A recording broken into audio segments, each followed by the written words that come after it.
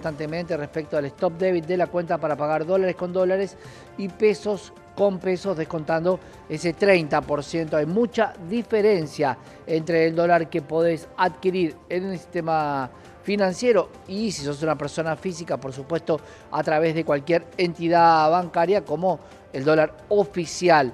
Dólar blue 1170, 0.40 también la modificación que tenemos en el día de hoy, y el dólar MEP también 0.40, por eso planteábamos esta coincidencia extraña.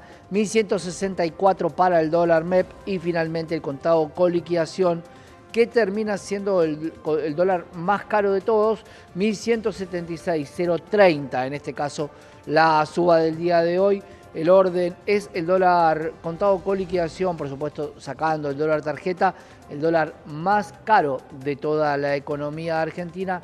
Le siguen el dólar oficial, el dólar informal o el dólar blue, y por supuesto sigue siendo el dólar MEP el más barato de toda la línea de los dólares. El Merval se recupera, aunque el sector bancario muestra algunas bajas. Veremos cómo termina el día de hoy la jornada, este índice que ayer tuvo retrocesos tanto en pesos como en dólares. Vamos a meternos con nuestro primer tema, que justamente tiene que ver con los dólares y con las reservas, y con este nuevo lanzamiento, una nueva licitación de un bono particularmente comprado en dólares para ser liquidado en pesos, algo que a muchos analistas del mercado les llama la atención. Para analizar esto, Gastón Alonso, economista con nosotros. Gastón, bienvenido.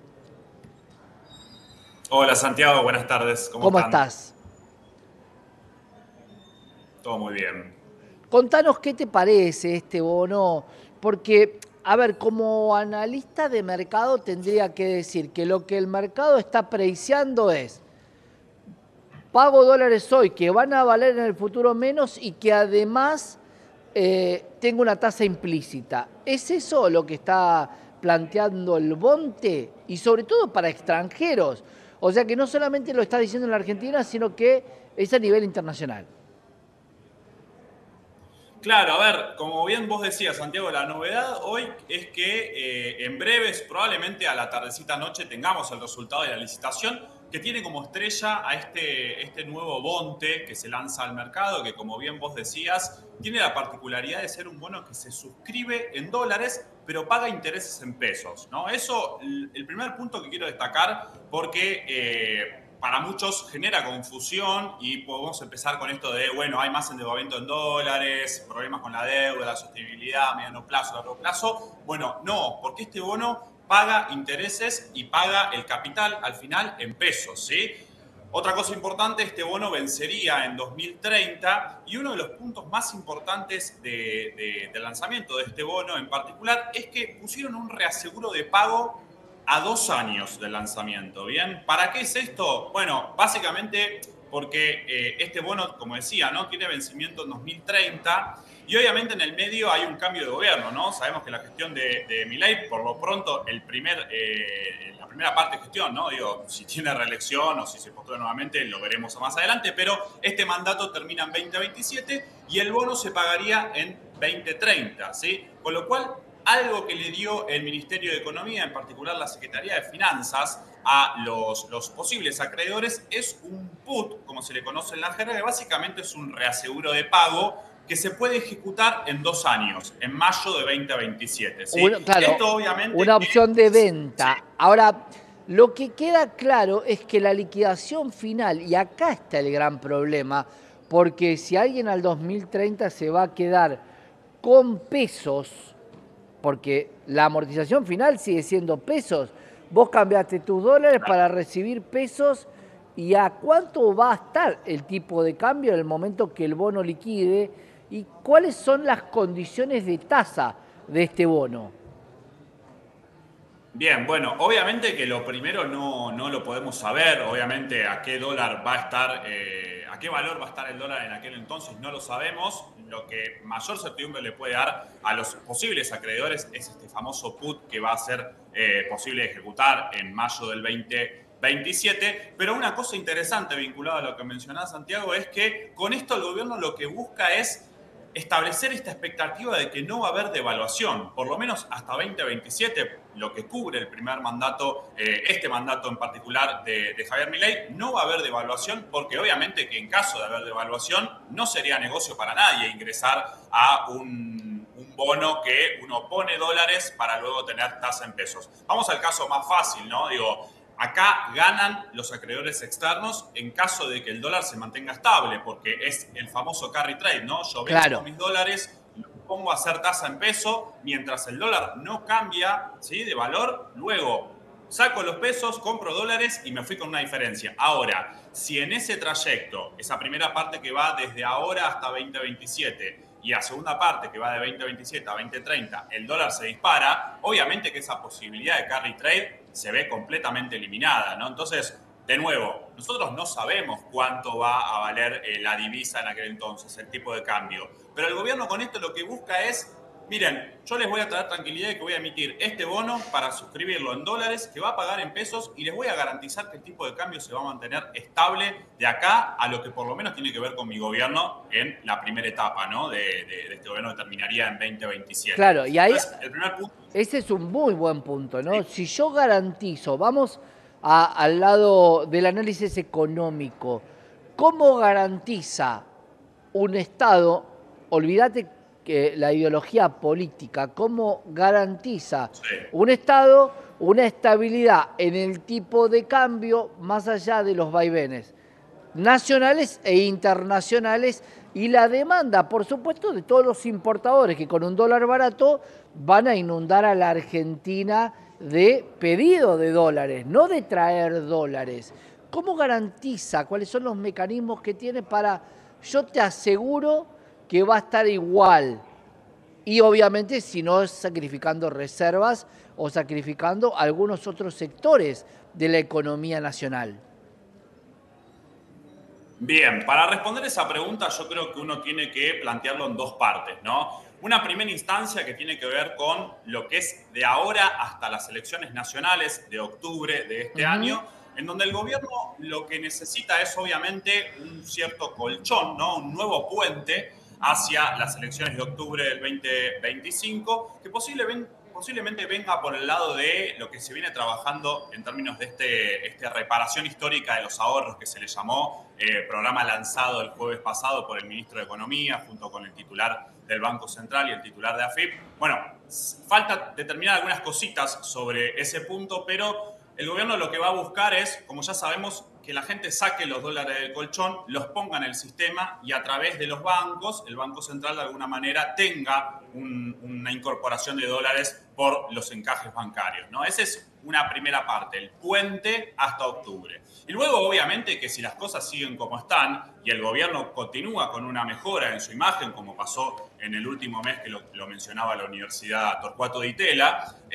bueno, si el gobierno logra ganar las elecciones de octubre, es muy probable que el riesgo país baje bastante, y esto lo veníamos hablando mucho en esta columna, de que la meta del gobierno es reducir el riesgo país para poder tomar deuda barata en lo que es el mercado financiero de deuda y de esa manera empezar a rolear la deuda en dólares y poder de esa forma, obviamente, generar un ingreso de dólares, no por la cuenta corriente, sino por la cuenta capitales, es decir, ingresos de capitales extranjeros que vengan a financiar de alguna manera este esquema monetario, este esquema cambiario que desde ya, con lo que vos planteabas, Santiago, obviamente no es sostenible mirando la cuenta corriente, pero probablemente sea sostenible si uno espera que luego de una victoria del gobierno, si esto sucede, ¿no?, en las elecciones nacionales legislativas de octubre próximo, baje el riesgo país y con esa baja del riesgo país un ingreso fuerte de capitales que va a permitir mantener el tipo de cambio en los niveles bajos, que es lo que le garantiza hoy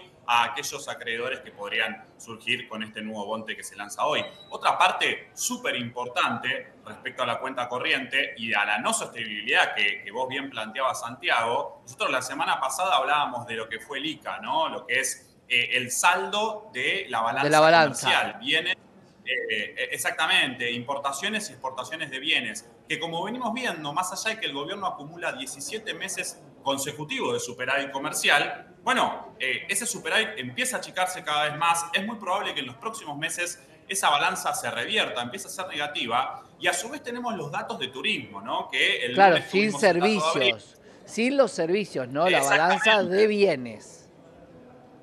Exactamente, y cuando vemos el turismo, obviamente tenemos una variable importante para el gobierno de cara a los próximos meses, que es que se terminó la temporada de verano, en donde los argentinos suelen viajar mayoritariamente al exterior. Por eso en abril tuvimos nuevamente un déficit de alrededor de 400.000 turistas, ¿sí? Que es el saldo entre los que salieron del país, los que fueron a vacacionar afuera y de los que ingresaron. Y obviamente tenemos primeros 4 meses, ¿sí? Del año, enero, febrero, marzo y abril, un acumulado de casi 4 millones de turistas negativos. Es decir, salieron mucho más argentinos de los que turistas que ingresaron al país y obviamente eso implica otro gasto de divisas. Eso es otra parte importante a mencionar porque si miramos completamente la cuenta corriente, vemos que Claro. efectivamente los números no dan para sostener ese tipo de cambio. Ahora, ¿cuál es el plan del gobierno? Bueno, el plan del gobierno es que a través de la cuenta de capitales ingresen los dólares que permitan sostener este tipo de cambio que va a garantizarle de nuevo, ¿no? A los posibles compradores del bonte esa estabilidad cambiaria de la que mencionábamos. Tocaste un tema que es para mí fundamental, que nadie me puede fundamentar, valga la redundancia, que es por qué se retiró al riesgo país como una de las mediciones que era de fácil acceso, cuando en los momentos donde valía 3.000, pero hoy sin embargo en la mayoría de los portales sigue estando en 651 puntos, cuando no tiene modificación en el día, más allá de que los bonos suban o bajan. ¿Por qué, Gastón? ¿Por qué se saca esa medición de transparencia? No, la verdad que oficialmente no hay ninguna explicación. Es cierto lo que mencionás, de hecho nosotros obviamente que trabajamos día a día con el dato de riesgo país y nada, muchas páginas que solíamos consultar para ver en dónde se encontraba esa variable que es determinante de nuevo, ¿no? Para lo que viene del gobierno, no la encontramos. A ver, cuando uno la encuentra sabe que está estable, a contramano un poco de lo que pasa respecto a la macro local, ¿no? Cuando uno mira la macro local dice, che, estamos muy bien en términos macroeconómicos, con esto del ordenamiento de las cuentas públicas, el ordenamiento monetario, el ordenamiento de la inflación, que en breve vamos a tener el dato o estimaciones del dato de mayo, que va a estar en torno al 2%. Pero el riesgo país, efectivamente, Santiago, no está publicándose en muchos No. muchos portales que solían ponerlo en la home, ¿no? En la pantalla inicial, no se encuentra, uno tiene que navegarlo un poco más. La verdad que no tenemos ninguna información oficial respecto a esa situación. Obviamente se puede especular con un montón de cosas. Por lo pronto no se comentó nada oficial. Sí genera cierto inquietud, ¿no? Sobre todo los analistas que trabajamos con los datos a diario. Pero por lo pronto, de nuevo, lo que se destaca respecto al riesgo país es que se mantiene bastante estancado en la zona de los 600 puntos.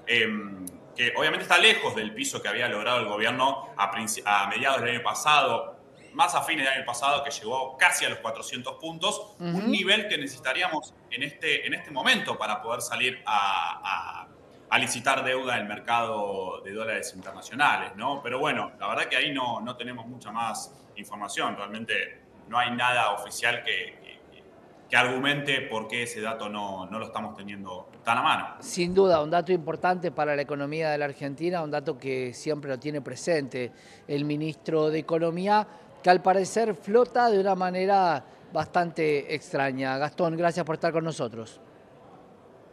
Gracias a ustedes. Que Un sigas bien. abrazo. Gastón Alonso, economista, y qué está pasando, claro, con esta licitación de bonos en pesos se suscriben en dólares y te va a devolver pesos más